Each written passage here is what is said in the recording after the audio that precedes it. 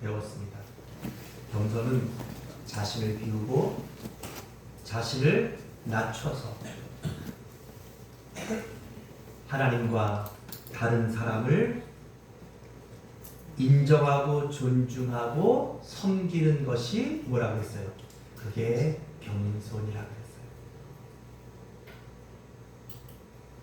그렇게 겸손의 본을 보이신 주님처럼 우리도 겸손하게 사는 것, 그게 바로 예수님의 자녀들, 예수님의 제자들, 예수님을 따르는, 예수님을 믿는 우리의 마땅한 삶이에요. 오늘 예수님께 배우는 두 번째 삶은 한번 따라합시다. 사랑. 뭐라고요? 사랑이라는 거예요. 예수님께서 자신의 하나님됨을 포기하고 사람이 되신 이유가 무엇입니까? 왜 예수님은 사람으로 오셔도 이 세상의 왕으로, 아니 왕들 중에 왕으로 오셔도 그래도 부족한 그분이 왕이 아닌 종의 삶을 사신 이유는 또 무엇입니까? 그리고 억울하게 십자가형, 저주스러운 십자가형을 받으시면서 고난과 조롱과 저주와 심지어는 그 생명까지도 주시면서 그 십자가를 견디시고 십자가에서 죽으신 이유가 무엇입니까? 신학적인 이야기들, 또 여러 가지 어떤 숨겨진 많은 이유들이 있겠지만 우리가 확실하게 말할 수 있는 한 가지 이유는 예수님께서 우리를 사랑하셨기 때문입니다. 아멘. 하나님께서 우리를 사랑하셨기 때문이에요. 아멘. 그런 하나님의, 그런 예수님의 사랑을 우리는 아가페라고 해요. 한번 따라합시다. 아가페. 아가페. 아가페. 아가페. 그런데 이 아가페의 사전적인 의미는 이렇습니다. 무조건적인 사랑. 이기적이 아닌 이타적인 사랑. 끝없이 희생하는 사랑. 이걸 아가페 사랑이라고 사전적으로는 정의해요. 그런데 오늘 저는 이 하나님의 사랑, 예수님의 사랑을 사전적인 의미가 아닌 성경 안에서 예수님의 사랑의 특징을 몇 가지로 살펴보면서 예수님의 사랑을 우리도 배우는, 그리고 우리도 예수님처럼 사랑하며 살게 되는 그런 우리 모든 초대교회 성도들이 될 수 있기를 주의 이름으로 축복합니다. 아멘. 첫 번째로 이 예수님의 사랑의 성경적인 의미는 한번 따라합시다. 찾아오시는 사랑이다. 찾아오시는 사랑이다. 뭐라고요? 찾아오시는 사랑. 찾아오시는 사랑이라는 거예요.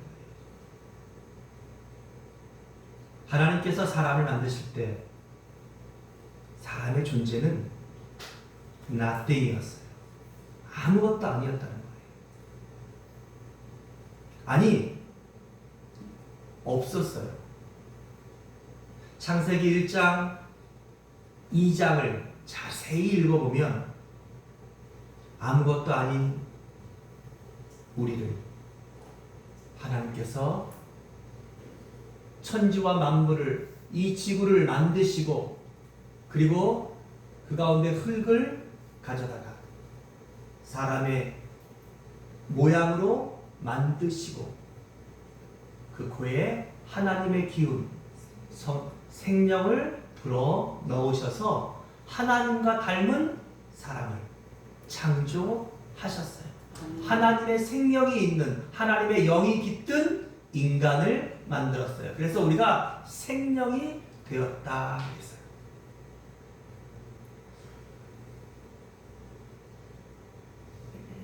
여러분, 그런 우리를, 아무것도 아닌 우리를 만드신 하나님. 누구도 하나님께 나를 만들어 달라고, 나를 이 세상에 보내달라고, 여러분들 중에 그렇게 요구하고 그렇게 부탁해서 오늘 이곳에 있는 사람들이 있나요? 누구도 없어요. 하나님이 우리를 사랑하셔서 우리를 만드신 거예요. 아멘. 다시 말해서 하나님이 먼저 우리를 생각하시고 하나님이 먼저 우리에게 다가오신 거예요. 아멘. 이걸 우리는 찾아오시는 사랑이라 그렇게 말해요. 하나님은 아무것도 아닌 우리에게 찾아오셨어요. 또 예수님은 병든 자, 연약한 자들에게 찾아오셨어요. 마태복음 9장 12절에 예수님께서 뭐라고 말씀하십니까? 건강한 자에게는 의원이 쓸데없고 병든 자에게라야 쓸데있느니라 하시면서 예수님은 병들고 가난하고 그리고 약한 자들에게 주님은 찾아오셨어요. 그들의 손을 잡아주시고 그들의 냄새나는 질병들을 치료해 주시고 그들의 상처받은 마음들을 위로하시고 치료해 주셨어요. 병든 자, 연약한 자에게 찾아오신 예수님. 또 주님은 죄인을 찾아오셨어요. 마가복음 2장에 보면 예수님께서 알페오의 아들 레위에게 찾아오십니다. 레위가 세간에 앉은 것을 보시고 레위를 찾아오셔서 나를 따라오라고 레위를 부르십니다. 그런데 세간에 앉은 레위는 누굽니까? 이스라엘 사람들이 가장 싫어하고 가장 미워하는 죄인 중에 한 사람인 창녀와 죄인의 부류였던 바로 그 세리였어요. 뭐 지금도 세무서에서 일하는 분들을 우리가 좋지 않게 보지만 죄인 취급하지는 않죠, 지금 시대는. 그러나 예수님 당시에는 이 세리라는 사람들이 세금을 걷어서 일부는 로마와 또 일부는 그 지역 왕, 당시에는 헤롯이었죠. 헤롯에게 주고 그리고 그곳의 총독이었던 본디오에게 주고 그리고 또 대제사장과 관원들에게 일부는 주면서 그러면서 자기들이 많은 재산들을 착복했어요. 그러니까 이 세리들은 정상적인 세금들을 거둔 것이 아니라 세금의 몇 배, 많게는 10배까지도 징수해서 그것들로 자신의 배도 채우고 온갖 부정한 것의 뇌물들로 그것을 바쳐서 자신의 이 세리직과 자신의 부귀영화를 보장받았던, 누렸던 그 사람들이 바로 이 세리예요. 그러니까 이 이스라엘 백성들이 그렇게 미워했고 그렇게 싫어했고 그렇게 저주했던 그렇게 죄인 취급했던 그 세리 아무도 가까이 하지 않았어요. 그런 세리를 예수님은 찾아오셨고 제자로 삼으셨어요. 더 나아가서 누가복음 19장에 보면 세리의 장이었던 세리 중에서 가장 직급이 높았던 삭개오라는 그 세리장을 만나러 예수님께서 여리고로 가셔서 그를 만나시고 그의 집에 묵으시고 그를 구원하셔요. 그러면서 주님께서 누가복음 19장 10절에 이렇게 말씀하셔요. 인자가 온 것은 잃어버린 자를 찾아 구원하려 오심이라. 구원하려 하심이라. 다시 말해서 주님은 죄인을 찾아오셨는데 그 죄인을 뭐라고 부르셔요? 잃어버린 자들이다. 죄는 우리를 하나님에게서 잃어버리게 만들었어요. 죄는 우리 인생의 가장 중요한 것들을 잃어버리게 했어요.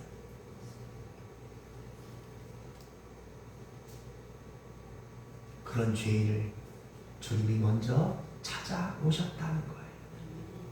이렇게 주님은 아무것도 아닌 존재에게 찾아오시고 병든 자, 약한 자에게 찾아오시고 죄인을 찾아오셨어요. 그런데 여러분, 더 중요한 사실 한 가지가 있는데, 그 예수님은 나를 찾아오셨다는 거예요. 마태복음 4장 19절에 갈릴리 해변에서 고기를 잡고 정말 힘들게 하루하루를 살아가던 베드로와 그의 형제 안드레에게 주님께서 찾아가셔서 말씀합니다. 나를 따라오너라. 내가 너로 사람을 낳는 어부가 되게 하리라. 사랑하는 여러분, 주님께서 베드로를 찾아가시고 안드레를 찾아가시고 삭개오를 찾아가시고 알페오의 아들 세리, 마태를, 레위를 찾아가시고 병든 자를 찾아가시고 연약한 자를 찾아가시고 아무것도 아닌 자를 찾아가신 것처럼 오늘 주님께서, 예수님께서 오늘 나를 먼저 찾아오셨다는 거예요. 왜요? 왜 그렇게 하셨을까요? 저는 철학적인 이유를 잘 모르겠어요. 이 안에 감춰진 엄청난 신학적인 의미를 잘 모르겠어요. 그러나 한 가지 분명한 이유는 예수님께서 나를 사랑하셨기 때문이에요. 하나님께서 여러분들을 이렇게 이처럼 사랑하셨기 때문이에요. 그래서 사랑의 특징이 뭡니까? 먼저예요. 사랑하면 먼저 찾아오는 거예요. 사랑하면 먼저 마중 나오는 거예요. 사랑하면 먼저 기다리는 거고, 사랑하면 먼저 손 내미는 거예요. 예수님은 그렇게 죄인을, 그렇게 병든 자, 약한 자들을, 그렇게 아무것도 아닌 그런 존재였던 나를, 우리를 먼저 찾아오셨다는 거예요. 그것이 바로 우리 예수님의 사랑의 첫 번째 특징이에요. 사랑은 먼저 찾아오는 거예요. 사랑하는 여러분, 오늘 예수님께 이 귀한 사랑을 오늘 우리가 배우고 있다면, 우리 옆에 있는 분들과 내가 먼저 한번 인사해 봅시다. 주님 안에서 사랑합니다. 주님 안에서 사랑합니다. 네. 여러분, 이 사랑의 인사를, 이 사랑의 말을 언제나 여러분들이 먼저 할 수 있는 예수님의 사랑을 배우는 여러분들이 되시기를 주의 이름으로 축복합니다. 두 번째는 한번 따라합시다. 용서하시는 사랑이다. 요한복음 8장 1절로 11절에 보면 음행 중에 현장에서 잡힌 참 기가 막힌 사건이 소개되고 있어요. 간음을 하다가 이게 간음이었는지 뭐 어떤 건지 잘 모르겠는데 이게 정말 지금도 용서받을 수 없잖아요. 그렇죠? 근데 예수님 당시에는 이런 여자들은 모세의 율법에 뭐라고 되어 있냐면 돌로 쳐서 던져서 죽여도 되는 거예요. 종교법은 그래서 지금 이슬람이라든지 이런 데서는 일반 법과 그 다음에 나라의 법이 있지만 그런 법보다도 종교법들이 우선해서 행하는 일들에 대해서는 그게 심지어 나라법이라도 간섭하지 않아요. 예수님 당시에 이게 더했어요. 그래서 모세율법에 그렇게 말하고 있다는 거예요. 근데 사실 우리가 모세율법에는 그런 말은 없어요. 모세율법이 10계명을 그들이 어떻게 했어요? 나누고 세분해가지고 거기에 세부 사항들을 많이 넣었던 것 중에 그래서 유대인들이 예수님 당시에 그렇게 그 율법을 세분화해가지고 만든 그들의 뭐예요? 전통이죠. 전통법인 거예요. 자, 그러면서 그 현장을 누가 잡았냐? 바로 바리새인과 서기관들. 그 당시에 이스라엘의 종교 지도자들이 그 현장을 잡은 거예요. 그래서 그 여인을 그 현장에서 그 부끄러운 모습 그대로 그녀를 끌고 왔어요. 근데 신기한 건 여자만 끌고 왔고 남자는 안 끌고 왔어요. 그쵸? 제가 볼 때는 아마 이 서기관이나 바리새인의 사촌쯤 되나 봐요, 이 남자가. 남자는 어디 간 건지 모르겠어요. 자, 그리고 그 여인은 아마 여러분 가는 중에 잡혔으니까 뭐 옷이나 제대로 입었겠어요? 그리고 수많은 사람들이 그 모습들을 보려고 달려들었죠. 지금도 그런 거 보려면 다 달려드는데 예수님 당시에는 여러분 볼 게 없었어요. 그러니까 그런 일 동네 하나 생기면 옆 동네 사람들 다 와요. 수많은 관중들이 이 장면을 보고 있는데 그런 상황에서 그 여인을 아마 개처럼 끌어서 어디로 데리고 왔냐면 예수님이 계신 곳 앞으로 데리고 왔어요. 왜 데리고 왔냐면 이 바리새인과 서기관들이 여기 요한복음 8장 6절에 보냐면 이는 예수를 시험함이로라. 어떻게 시험하는 거예요? 자, 모세율법에 이런 여인을 돌로 쳐 죽이라고 했습니다. 예수 선생님 어떻게 하시겠습니까? 당신은 사랑을 얘기하는데 그 돌로 쳐 죽이라고 하면 당신은 사랑을 말로 말했지 진짜 사랑은 없는 사람이네 이렇게 될 거고, 쳐 죽이지 말라 하면 모세율법을 어겼다고 할 것이고, 덫을 놔서 예수님을 시험한 것이었어요. 예수님을 올가내려고, 예수님을 엮어서 예수님을 어쩌면은 이런 악한 의도 속에 있는 그들, 바리새인과 서기관, 여러분 누가 더 죄인입니까? 저는 이 말씀을 가만히 보면서 생각해 봤어요. 간음죄에 잡힌 여인 물론 죄인이에요. 물론 잘못한 거예요. 하지만 그런 여인을 그렇게 모든 사람이 보는 앞에서 끌고 와서 사람들 앞에 세우고 그들을 정죄하면서 돌로 쳐 죽일 것처럼 기대하면서 예수님 앞에 이렇게 시험대로 묻는, 여러분 오늘 이 바리새인과 서기관은 이렇게 할 수 있는 권리가 있는 정말 흠이 없는 죄가 없는 사람들입니까? 설령 죄가 있더라도 여러분 이렇게 하면 안 되는 거잖아요. 우리 말에도 그렇잖아요. 죄는 미워하되 사람은 미워하지 말라. 이건 죄도 미워하지만 사람도 완전히, 이 여자는 완전히 무시하는 거예요. 인격도 이 사람은 자체는 아예 없는 거예요. 자, 그럴 때 주님께서 뭐라고 말씀하십니까?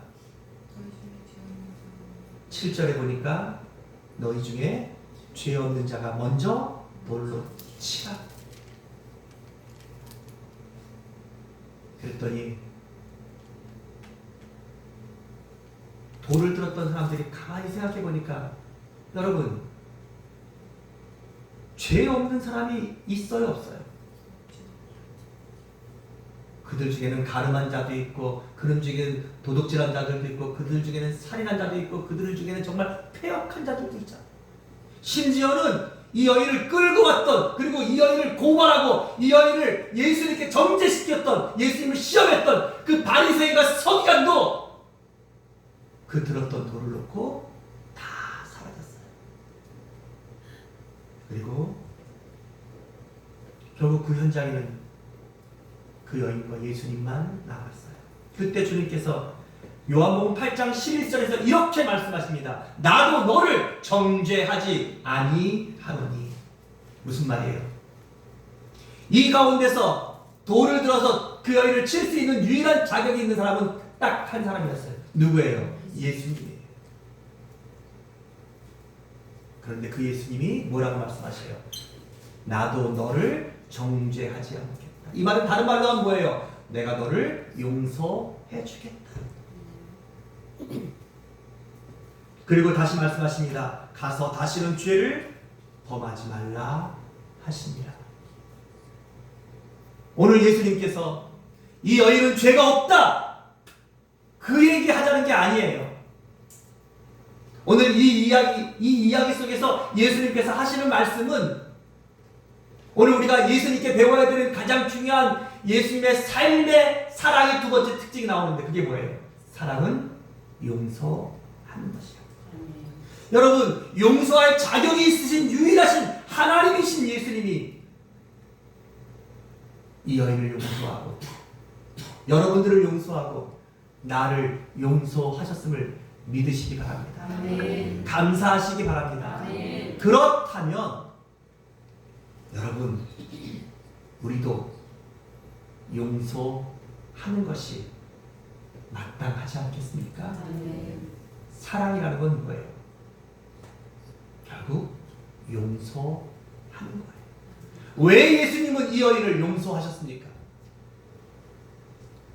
예수님께서는 이 여인도 사랑하셨기 때문에. 그렇다면 묻겠습니다. 오늘 이 가늠 중에 현장에 잡힌 이 여인은 누굽니까? 바리새인은 또 누구예요? 서기관은 누구고, 오늘 돌을 들고 따라왔던 그 수많은 사람들은 다 누구예요? 그 사람들이 다 죄인인 거예요. 다른 말로 하면 그 사람들이 다 나예요. 그런데 마땅히 그 죄 때문에 돌에 맞아 죽어야 돼. 그러면서도 나도 그런 죄를 지으면서 나의 죄에 대해서는 관용하고 다른 사람들의 죄에 대해서는 돌을 들어서 치려고 하는 이 악한 모습, 그 모습에 그 죄인의 그 이중적인 이 무서운 모습을 가진 이 사람이 누구예요? 그게 바로 나라는 거예요. 그런 나를 예수님이 용서해 주셨다는 거예요. 그런 여러분들을 우리 주님이 용서해 주셨다는 거예요. 그러므로 여러분, 우리도 서로 용서하는 것이 마땅한 것이에요. 예수님께 배우는 사랑의 두 번째 특징은 그래서 사랑은 용서하는 것이라는 거예요. 아멘. 여러분, 사실 우리가 이렇게 함께 살아가면서도, 심지어는 가족 가운데서도 여러분 때로는 상처를 주기도 하고 상처를 받기도 해요. 이게 사랑할수록, 가까울수록 더 그래요. 근데 여러분, 가족은 정말 사랑하는 사람들이잖아요. 아멘? 우리 오늘 예배 함께 드리는 우리 성도들은 정말 사랑하는 사람들이잖아요. 그런데도 때로는 우리가 상처를 주고 상처를 받고 미워하고 미움을 받기도 하고 우리가 그렇게 살아요. 여러분, 오늘 우리는 예수님께 사랑을 배웠어요. 그 사랑의 두 번째 특징은 뭐라고요? 용서하는 것이다. 그러므로 우리 서로 이 사랑을 실천합시다. 우리 옆 사람과 뒷사람 서로를 보면서 서로 고백합시다. 저를 용서해 주십시오. 저를 용서해 주십시오. 그리고 우리 다시 한번 이야기합시다. 우리 서로에게 다 이야기합시다. 저도 당신을 용서합니다. 아멘. 여러분, 그게 사랑이에요. 그게 예수님의 진짜 사랑이에요. 우리가 예수님께 이 엄청난 사랑의 빛을, 용서를 받았다면 우리도 서로 용서하고 사는 것이, 그게 진짜 뭐예요? 그게 사랑인 거예요. 그렇게 사는 삶이 예수님처럼 사랑하며 사는 삶이라는 것이에요. 세 번째로 예수님의 사랑의 세 번째 특징은 한번 따라합시다. 희생하시는 사랑이다. 이게 희생이라는 말, 이 희생이라는 말은 이게 구약에서는 이게 다른 말로 이게 제사라는 말이에요. 제사, 제물이라는 말이에요. sacrificed라고 하는 그 단어를 쓰고 있는데, 그것은 사전적으로는 이런 뜻이에요. 살아있는 흠없는 제물, 소나 양이나 비둘기 등을 한 인간을 대신하여 제물로 드림. 이게 바로 희생이라는 말의 의미예요. 제의적인 의미죠. 또 희생이라는 말 속에는 죄를 전가시킴.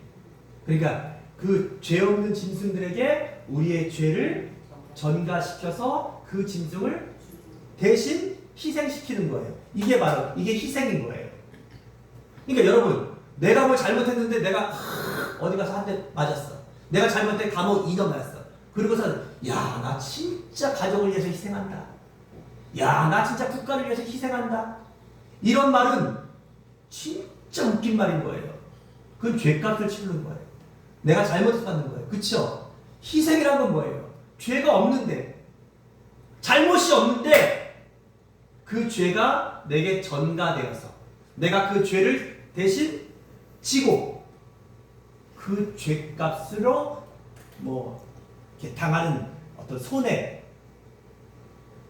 특별히 이 제사라는 희생이라는 말의 의미는 생명을 주는 것, 피를 주는 것, 이걸 우리가 희생, 제사라 그렇게 말해요.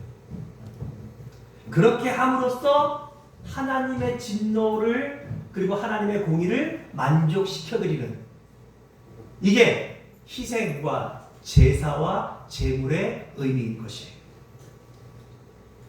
그것에 이렇게 그것이 구약의 이야기라면 그 모든 희생, 제물, 전과 하나님의 진노, 하나님의 공의를 만족시켜준 이 모든 것들이 집약된 하나가 뭐냐면 바로 그게 십자가예요. 그게 바로 예수님의 십자가예요. 그래서 갈라디아서 3장 15절은 13절은 이렇게 말해요. 그리스도께서 우리를 위하여 저주를 받은 바 되사 율법의 저주에서 우리를 속량하셨으니. 그러니까 죄가 없으신 예수님에게 우리의 모든 죄의 저주를 전가시켜서 우리의 저주를 뭐에게 하셔요? 속량하게 하신 거예요. 속량이라는 건 뭐냐면 값을 지불하고 대신 사는 것, 이걸 속량이라고 해요. 랜섬이라고 그러죠. 기록된 바 나무에 달린 자마다 저주 아래에 있는 자라 하였습니다 라는 신명기 21장 23절을 인용해서 예수님의 십자가의 사건을 이렇게 설명하고 있어요. 다시 말해서 우리의 저주를 대신 지시고 우리의 죄를 예수님께 전가시켜서 나무에 달려 죽으시고 저주를 받으시고 고통을 받으시고 생명을 주신, 이걸 다른 말로 뭐라 할까요? 희생이라 하는 거예요. 이게 진짜 희생인 거예요. 그러면 왜 주님은 그런 희생을 하셨을까요? 왜 하나님이 그런 희생을 하시는 거예요? 왜 예수님께서 그런 희생을 왜 하시는 거예요?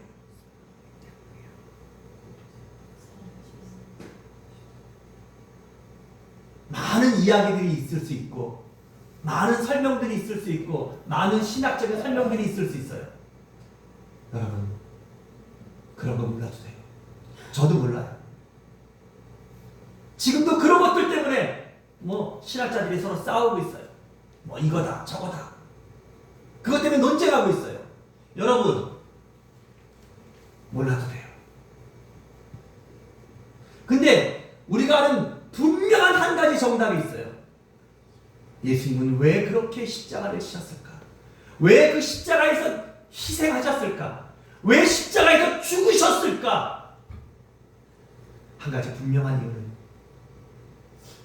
예수님이 여러분, 예수님이 나를 그렇게 사랑하셨기 때문이에요. 사랑해서 희생하신 거예요. 사랑해서 십자가 지신 거예요. 사랑해서 십자가에서 생명까지도 주시고 죽어 주신 거예요. 그러니까 예수님의 사랑의 세 번째 특징은 뭐예요? 희생이에요. 다시 말해서 희생은 뭐라 그랬어요?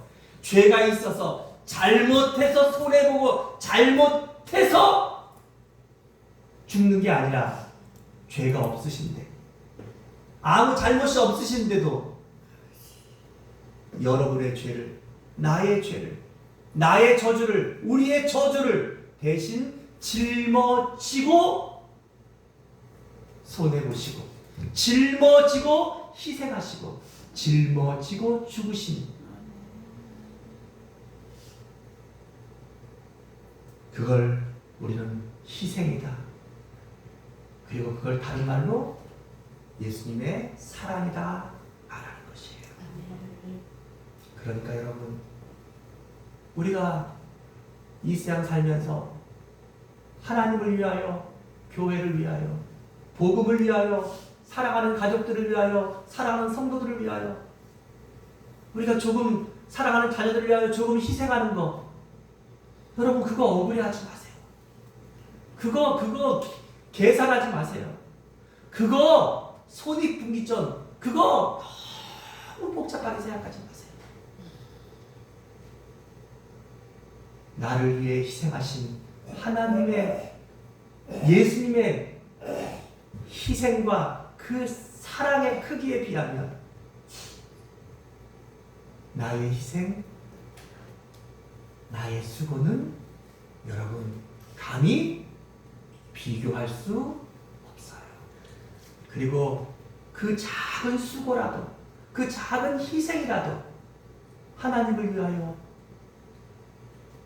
교회를 위하여, 의를 위하여 할 수 있다면 그것이 우리에게 영광이 되고, 그것이 우리에게 보람이 되고, 그것이 우리에게 상급이 될 것을 믿으시기 바랍니다. 마지막으로 예수님의 사랑은 따라합시다. 끝까지 사랑하시리라. 요한복음 13장 1절에 보니까 6월절 전에 예수께서 자기가 세상을 떠나 아버지께로 돌아가실 때가 이른 줄 아시고 세상에 있는 자기 사람들을 사랑하시되 끝까지 사랑하시니라. 예수님은 이 세상 사는 동안에 그 제자들을 끝까지 사랑하셨다 말씀하셔요. 여러분, 그게 바로 우리 예수님의 사랑의 특징이에요. 그러니까 우리가 이 세상 사는 동안에 조금 힘든 일이 있고, 조금 불편한 일이 있고, 조금 아픈 일이 있고, 그리고 죽음이 내게 온다 하더라도 여러분 염려하지 마세요. 두려워하지 마세요. 걱정하지 마세요. 하나님이 함께 하십니다. 주님이 나를 끝까지 사랑하십니다. 아멘. 그래서 요한복음 14장 1절부터 보면 너희는 마음에 근심하지 말라. 하나님을 믿으니 또 나를 믿으라 말씀하시면서 이 땅에 사는 동안에 염려하거나 걱정하지 말라는 거예요. 하나님을 믿으라는 거예요. 예수님을 믿으라는 거예요. 그러면서 내가 먼저 가서 너희를 위하여 거처를 천국을 잘 준비하고, 그리고 그것이 준비가 다 끝나면 내가 다시 와서 너희를 나 있는 곳에 있게 할 것이다. 너희를 데리러 다시 온다고 약속하셨어요. 그러니까 끝까지 사랑한다는 것은 뭐냐면 이 세상에서만 끝이 아닌 거예요. 요즘 기복신앙, 요즘 물질 중심의 신앙, 이런 신앙들이 교회 안에 많이 들어와서 이 땅에 사는 동안에 잘 살고 이 땅에 사는 동안에 복 받으면 그걸로 족한, 그런 것들로 만족하는 그런 신앙이 여러분 엄청나게 많이 퍼져가고 있어요. 여러분, 이 땅에 사는 동안에도 하나님이 우리를 지키시고 인도하시지만 분명하게 기억하십시오. 사람이 한 번 죽는 것은 하나님께서 정하신 일이지만 그 후에는 심판이 있어요.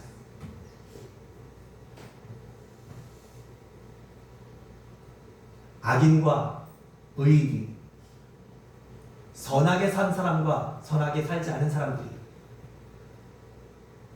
또 하나님을 믿었던 사람들과 믿지 않았던 사람들의 그 끝이, 죽음 이유가 똑같다면, 죽으면 아무것도 아니고 뭐 죽으면 다시 태어나고, 그냥 죽으면 뭐 그때 가서 여러분, 그런 거라면 여러분, 이 세상에서 의롭게 산 사람들이 가장 바보들인 거예요. 착하게 산 사람들이 가장 어리석은 사람들인 거예요. 남을 돕고 선한 마음을 품고 뭐 하나님 앞에 나가서 기도하고 또 죄를 용서해달라고 기도하고 울고 회개하고, 그리고 뭐 천국이, 이렇게 믿었던 사람들이 가장 불쌍한 사람들인 거예요. 그러나 만약에 정말로 천국이 있고 정말로 지옥이 있다면 반대로 이 땅에서 잠깐 부를 누리려고 죄를 짓고 이 땅에서 잠깐의 쾌락들을 사는 삶 때문에 하나님을 믿지 않고 또 자기가 하고 싶은 인생을 살았던 사람들은 천국과 지옥문 앞에서 돌이킬 수 없는 후회를 하게 될 것이에요. 그래서 성경은 그걸 뭐라고 말하냐? 울며 이를 갈미 있으리라. 근데 이게 성경 원어를 보면 이를 간다는 게 아니라 그 이를 갈아가지고 이가 다 짓뭉겨진 걸 말하는 거예요. 얼마나 기가 막힌 삶. 그리고 그때 되면 다시는 돌이킬 수가 없으니까. 여러분, 천국은 분명히 있습니다. 지옥도 분명히 있습니다. 하나님은 분명히 계시고, 그리고 죽음 이후에 영원한 삶도 분명히 있습니다. 그래서 주님은 우리에게 약속하셔요. 내가 너희를 사랑하는 삶은 끝까지 사랑한다. 이 세상에서 뿐만 아니라 뭐예요? 이 세상 삶이 끝나고 난 다음에도 우리를 위하여 있을 거처를 준비하시고, 그 거처가 준비되면 우리를 데리러 오시고 그곳에 우리를 있게 하셔서 영생하게 하시고 부활하게 하시고 주님과 함께, 하나님과 함께 사는 삶들을 준비하고 계셔요. 아멘. 먼저 하나님 나라에 간 사람들은 그러므로 승리한 사람들인 것이에요. 아멘. 이제 여러분 차례예요. 나의 차례인 것이에요. 그게 바로 하나님이 우리를 사랑하시는 사랑의 특징이에요. 이제 말씀을 정리해 봅시다. 그렇다면 여러분, 이 하나님의 사랑을 우리가 오늘 배웠습니다. 먼저 찾아오시고 용서해 주시고 희생해 주시고 끝까지 사랑하시는 이 하나님의 사랑을, 예수님의 사랑을 우리가 배웠다면 이제 우리도 어떻게 사랑하는 것이, 어떻게 살아야 할까요? 요한일서 4장에 보니까 사랑하는 자들아 하나님이 이같이 우리를 사랑하셨은즉 우리도 서로 사랑하는 것이 마땅하도다. 우리도 그렇게 사랑하며 사는 삶이 마땅한 것이에요. 갈라디아서 6장 2절은 이렇게 말합니다. 너희가 서로 짐을 지라. 그리하여 그리스도의 법을 성취하라.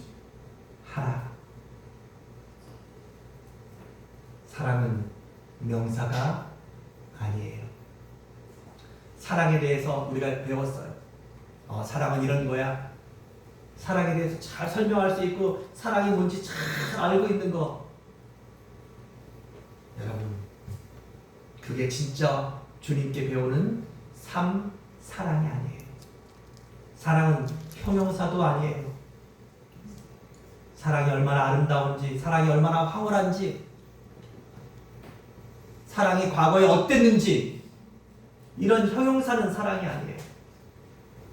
예수님께 배우는 사랑은 동사인 것을 기억하십시오.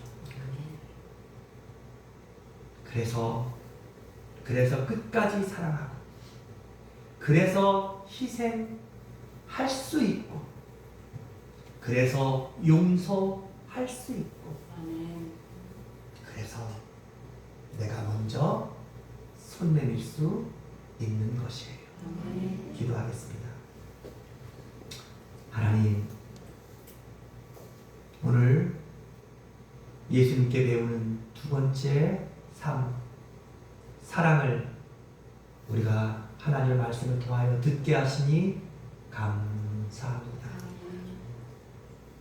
주님이 우리를 어떻게 사랑하셨는지, 그 사랑의 넓이와 깊이와 크기를, 그리고 그 진짜 의미를 우리에게 오늘 깨닫게 하시니 감사합니다. 먼저 찾아와 주시고, 나 같은 죄인을 용서해 주시고,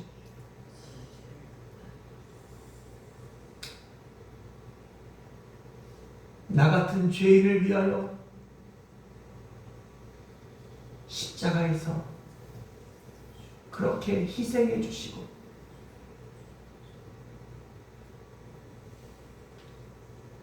나 같은 저주받은 자를 끝까지 사랑해 주시는 주님 감사합니다. 오늘 이 사랑을 깨달은 우리 모든 성도들도 이제 이 사랑을 실천하며 살게 하시고, 이 사랑을 위하여 수고하며 살게 하시고, 이 사랑을 통하여서 날마다 예수 그리스도를 닮아가는 삶을 살게 해 주시옵소서. 예수님의 이름으로 기도합니다.